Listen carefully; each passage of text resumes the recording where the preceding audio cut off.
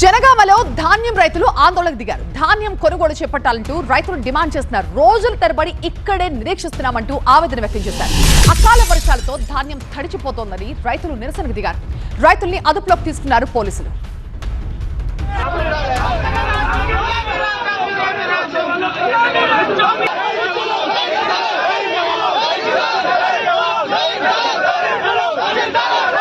రెండు నెలలైతా ఉంది వర్షాన్ని కోసి. ఈ ఒడ్లు కళ్ళాలలో ఇప్పటికీ 20 రోజుల నుంచి సెంటర్ ఓపెన్ చేసి ఒక 4 లారీలు మాత్రమే పంపించారు. ఈ 4 లారీలతోటి అయ్యే పని కాదు. కనీసం 100-150 లారీలు పంపితే తప్ప ఈ ఒడ్లు లిఫ్ట్ అయ్యే పరిస్థితి లేదు.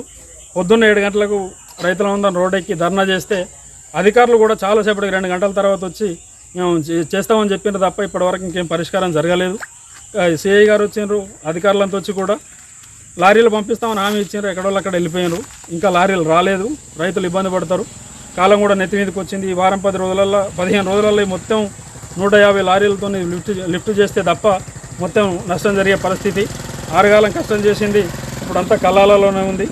రైతులు దయచేసి ఇబ్బంది పడుతూ ఉన్నారు. అధికారులు తొందరగా స్పందించి దీన్ని సమస్య పరిష్కరించవాలి.